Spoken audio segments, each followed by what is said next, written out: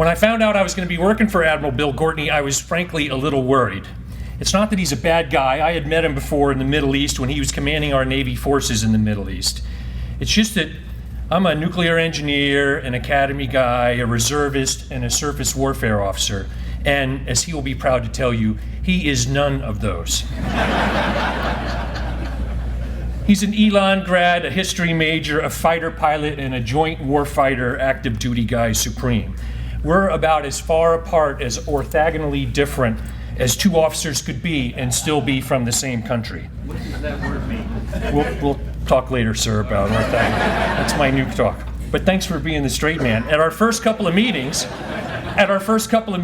I would talk in nuke engineer language, referring to the right-hand rule and orthogonally separated Bernoulli's theorems and such. And he would talk in fighter pilot language. And I know that after those meetings, we would each huddle with our respective staffs and say, now what the hell did he just say? Because I know I didn't know much of what he was talking about. But after the initial translation issues, I found him to be a great forward-leaning boss. And I did some research to see if we did have anything in common, maybe a love of Red Sox, which apparently we didn't. And in the annals of little-known Navy history, for those of you that haven't read those, it's 27 volumes, I found out. It turns out we both always wanted to be surface warfare officers and drive ships. But when Admiral Gortney graduated and he requested surface warfare, which was his boyhood dream, the quotas were all full that year. They offered him two choices. They said he could either be a chaplain or a fighter pilot. According to the records, and I'm just quoting from the history now, he chose fighter pilot because the curriculum involved less mathematics. Now, truth be told, he's done pretty good as a fighter pilot. He's commanded the 5th Fleet, he's directed the Joint Staff, and now he's the fleet commander in charge of about half the Navy and hundreds of ships and aircraft. And throughout his career as an aviator, he's worn brown shoes with his working uniform because that's what aviators wear. And surface warfare officers, ship drivers like me, we wear black shoes with our working uniforms. And over time, the aviation Navy, of which he is a part, has tended to speak in a somewhat derogatory fashion about the black shoe Navy. In fact, they've abbreviated it. A surface warfare officer is just called a shoe, and not in a nice way. From Webster's Dictionary. Wait, don't sell yourself short. We'll do that for you. I'm going to give you your chance next, sir. Used in a sentence from Webster's, quote, I was flying high above the clouds thinking about those poor stupid shoes sweating in the engine room, unquote.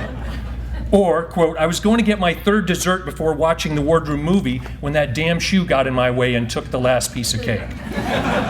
It's not exactly nice. In fact, some fighter pilots look down upon other non-fighter pilots in a derogatory fashion and call them flying shoes.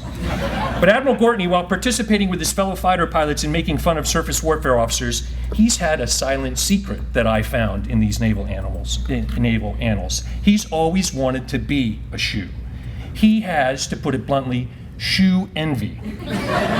He knows that shoe is not a term of derision, it's a term of respect, reserved only for the best looking, the most capable, and the most virile officers in the wardroom.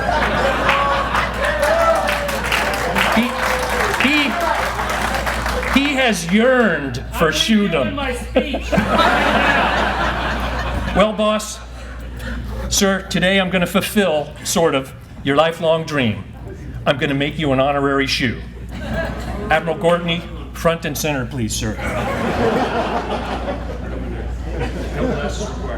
Lieutenant, bring the sacred shoe.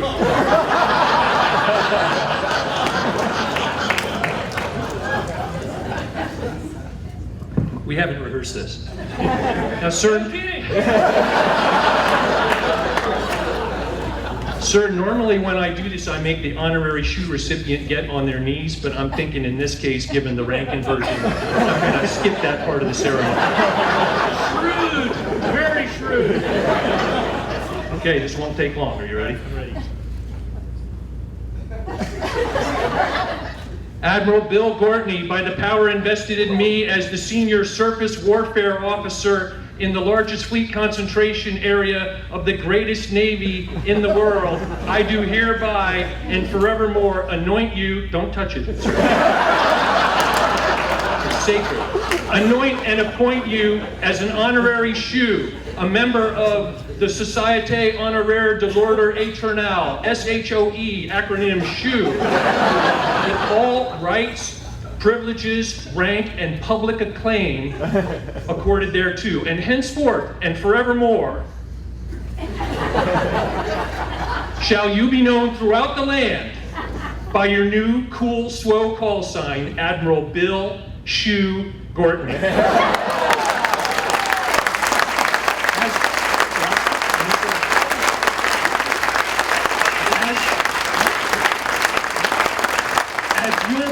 Said in the Ten Commandments movie, so it is written, so it shall be done.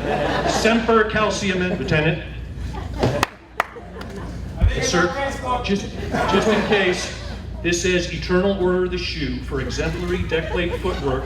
This is to certify that Admiral Bill SWO Gortney is hereby and forthwith anointed a SWO Honoraire de l'Ordre Éternel with all rights, rank, privileges, and public acclaim accorded thereto, given this first day of October 2013 by the INSURV chapter of the Secret SWO Society, Rear Admiral Rob Wray, Senior SWO President, Semper Calciamenti, which means always a SWO.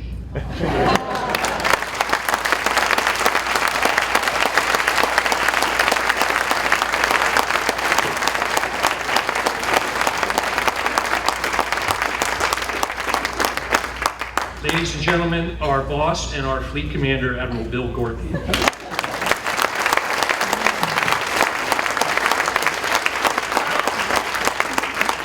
Well, I'd have to say of all my introductions, that was one of them.